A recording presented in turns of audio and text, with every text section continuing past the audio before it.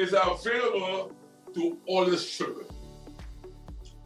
Anybody who in Christ, you have access to godly satisfaction, even though you don't have nothing, or you haven't achieved nothing, you can still occupy satisfaction to the spirit of contentment. Contentment is different from satisfaction, right? Let me say it. Satisfaction produces contentment, but contentment does not produce satisfaction. Let me say again.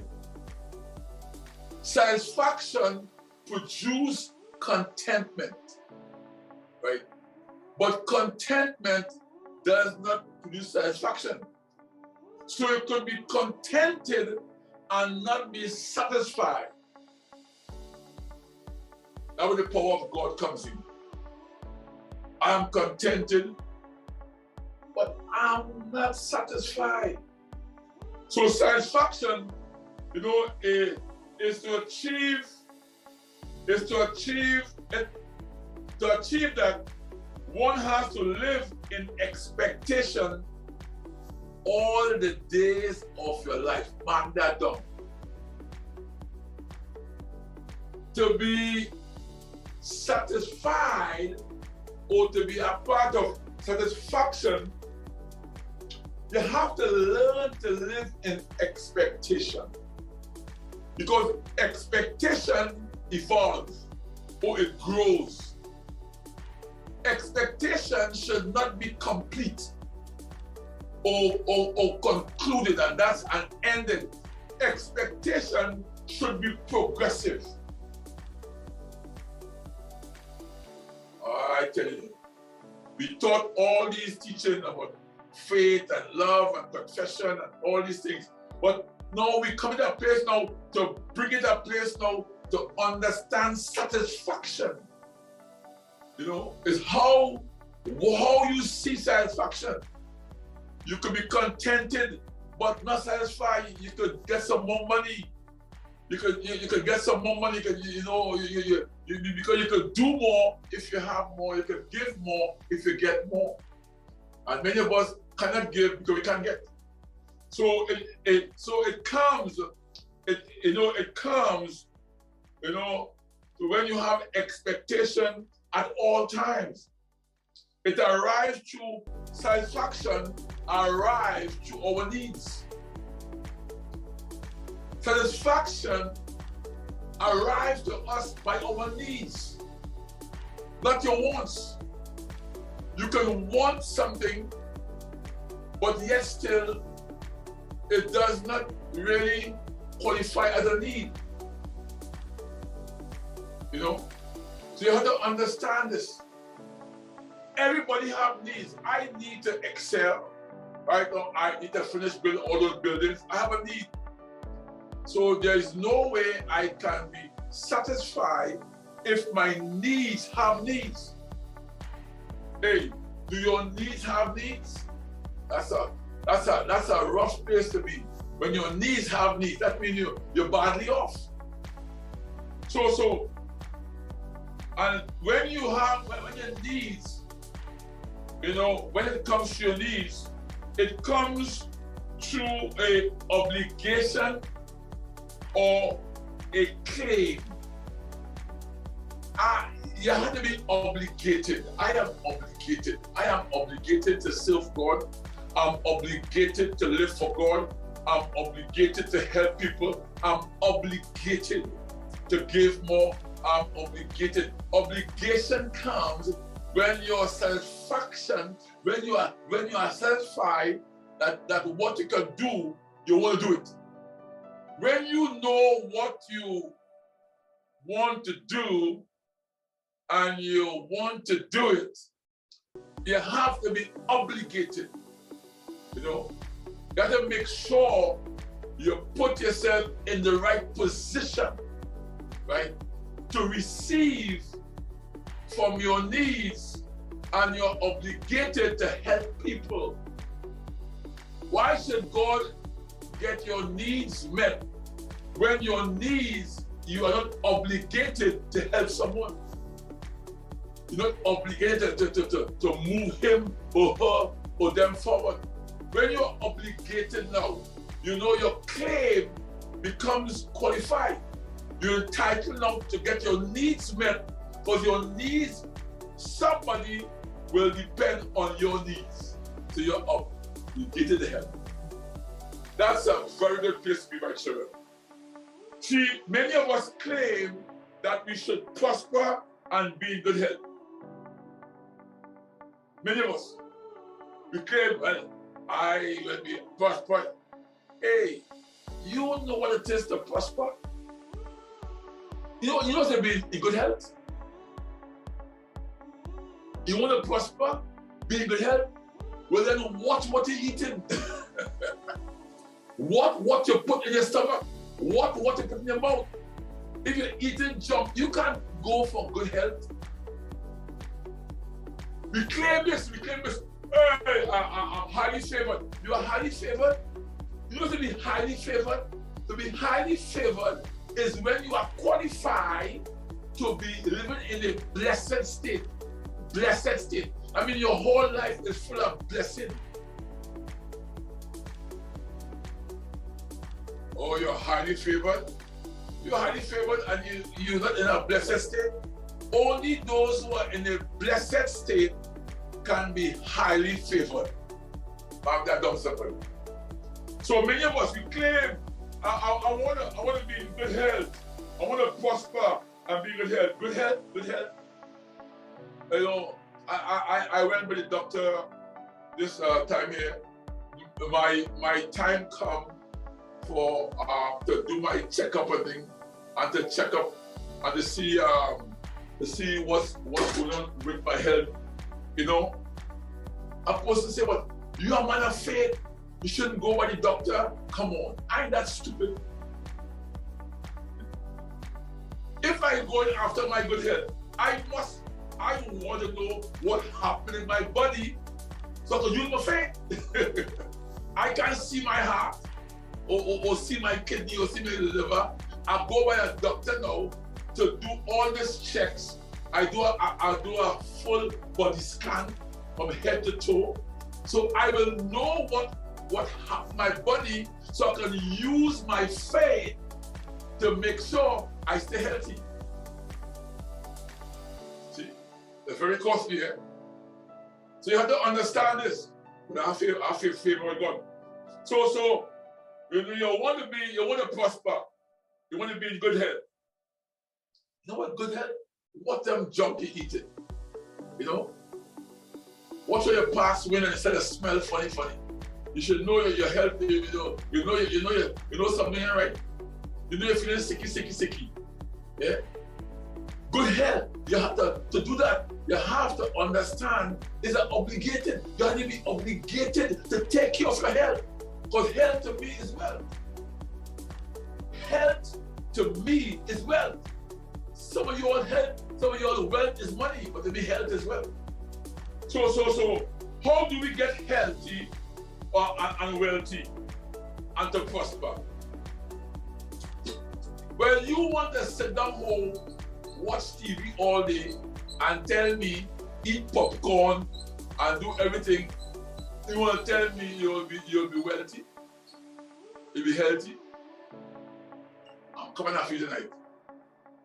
How do you want to cross over now with the power of godly satisfaction? How do you prosper? How do you get health? How do you get wealth? Some folks say, I'm a prosperity preacher. I don't ask for money. I need money, you know. But I wouldn't ask you, because you need it. I need money, you know. I need a lot of money. But I will never come on the media and ask for money. Say, send me a seed, send me $10. I will never come here and ask for money. Why? I have a brain. The best part on my body is my brain. I can think. So I know God has given me a brain, not to just watch TV and stay on TikTok and stay on Google and all they know. I have to think. How do we get health and wealth and want to prosper? Because God is trying to get wealth to us and make us prosperous. I want anybody on this Zoom that's following this teaching, I want God, I confess that God is obligated to make you prosperous once you stay with me. I don't care how long it takes. Once you stay on this Zoom and you listen to this teaching, God is obligated to make this teaching live in your life. That's my confession to you. You may go through a hard time now, but I told you 2024 and 25 is the year of divine harvest. Mark that down, somebody. 2024, the year of divine harvest. That means divine harvest, you will get things you did not even deserve. But right now, we have planted the seed.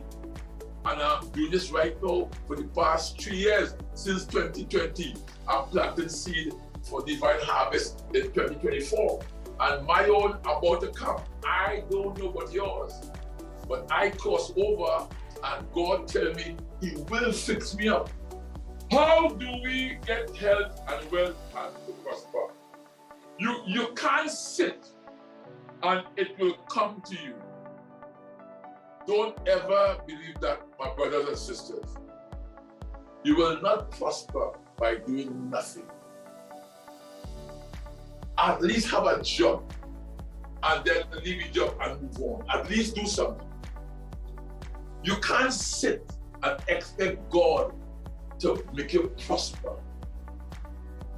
Many will struggle to have prosperity, and many will struggle to have health and wealth because they does not apply God's word as it should. Satisfaction, it comes with basic activities. It comes with basic activities that we must be aware of. Basic. And let me just shoot for you 3 scriptures here from a wise man. Satisfaction comes with basic activities we must be aware of. I hope you're aware of these activities. Proverbs 12:11. Proverbs 12:11 says, "He that tilleth the land shall be satisfied with bread, but he that followeth vain persons is void of understanding." The word void. I mean, they choose not to understand. They choose not to apply. They choose not to walk with successful others. They choose not to listen to Carl Meade. They choose to do their own choice. They choose. It says here, "He that tilleth the land." The word tilleth means action. The word tilleth doesn't mean go and dig a hole. It means the land we living on, the earth is God's own. Find something to do in the earth. Use your hands. Use your brain. Find something to do, people. Don't just sit down and expect money to come to you. The word tilleth, it means activities. Do something. Don't go and get a shovel and dig the earth. No. Like if you're called to be a farmer. But the earth is the Lord's and the fullness thereof. So the order say, "He that do something with the land shall be satisfied with bread." So that means whatever you're doing, you'll be able to accumulate finances to buy bread or to buy food. The word bread means food or substance. But he that followeth Vain person. The word vain, a person who has no direction. And I said before, never follow anybody who is not willing to follow somebody. The mistake with many young people, they're following somebody who is not willing to follow anybody. Never follow a person. The word vain, that means that person don't know where they are going. Don't follow a person who don't know where they are going or don't have a God vision to take you there.